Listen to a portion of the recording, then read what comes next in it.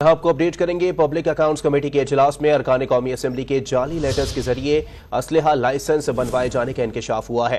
Secretary दाखिला के मुताबिक जालसाजी पर 4 अफराद को गिरफ्तार भी किया गया। मजीद जानते हैं डॉन न्यूज के नुमाइंदे अब्दुल्ला मोहम्मद से। जी अब्दुल्ला, अपडेट कीजिएगा।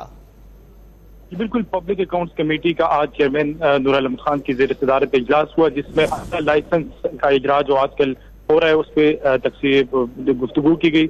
कमेटी को सेक्रेटरी दाखिला ने बताया कि एमएनएस और सेनेटर्स की जानिब से जो लेटर्स आते हैं जिसपे नाम होते हैं कि इन अफराद को जो है वो असला लाइसेंस जारी करे, उनमें फ्रॉड का इंकशाफ हुआ है। उन्होंने कहा कि वो जाली लेटर्स थे जिस पर उनके नाम दर्ज किए गए थे और उनको कहा गया था कि वज़ारत दाखिला के इनको लाइसेंस जो है वो जारी किया जाए।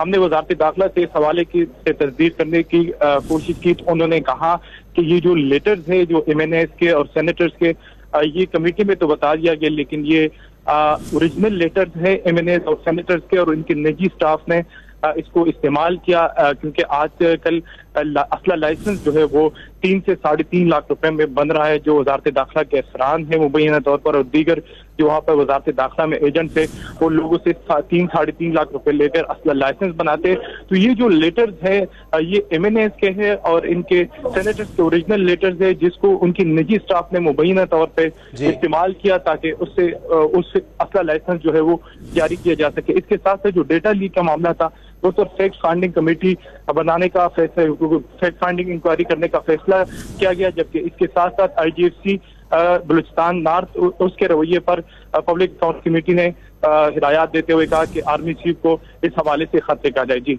बहुत शुक्रिया अब्दुल्ला मोहम्मद अपडेट करने के लिए।